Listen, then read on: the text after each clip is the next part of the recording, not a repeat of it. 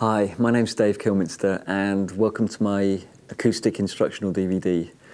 I've seen quite a few DVDs for acoustic, and I guess what I'm trying to show you is shortcuts, things that are fairly easy but still sound nice. And also I'd like to try and inspire you to write your own stuff.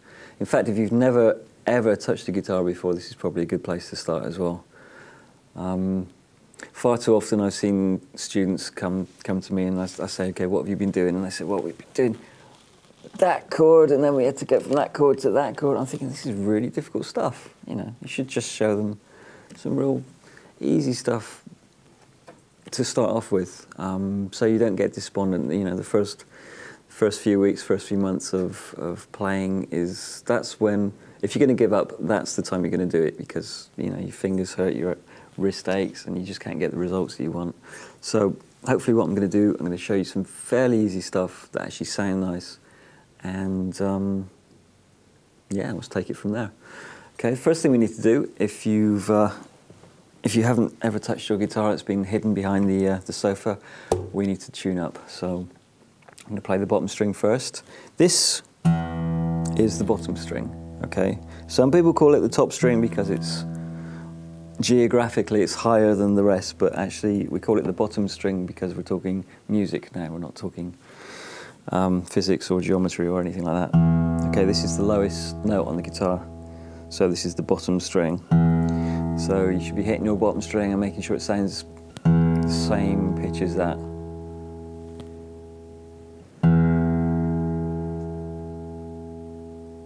One more time. If you have got a tuner, I'm actually in concert pitch, so feel free to use that. But it doesn't hurt to learn actually how to tune your guitar by ear. I think it's very important actually. It's just, any training you can do for your ears is going to help your music. So the next thing you need to do is to play the 5th fret.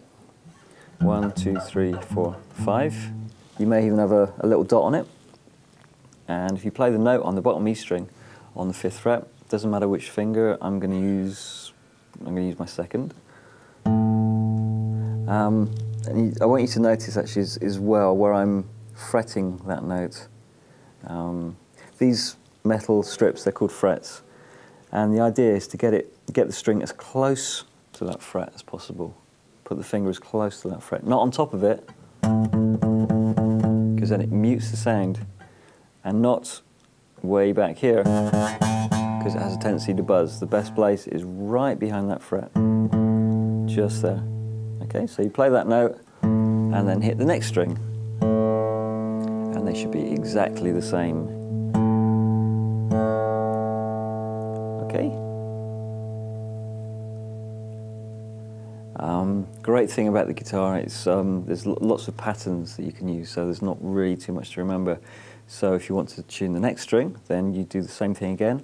5th fret, put your finger down, again just behind the fret wire, and that should be the same as the next string there. So play the 2 strings together.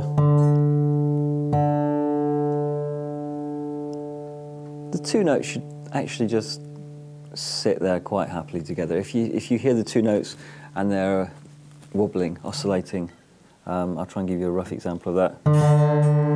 Doing that kind of thing, then you're obviously out of tune.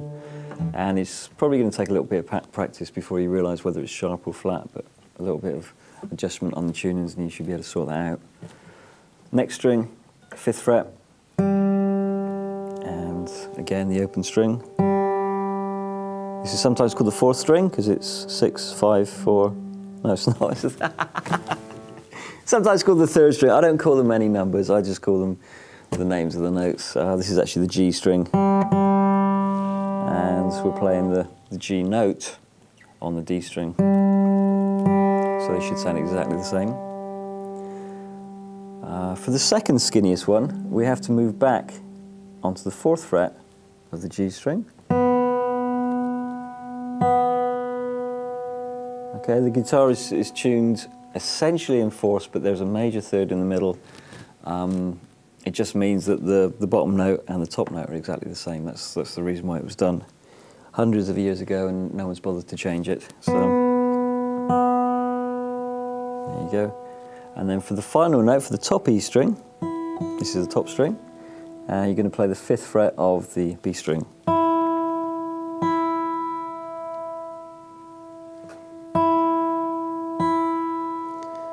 So the open strings on their own should sound like this.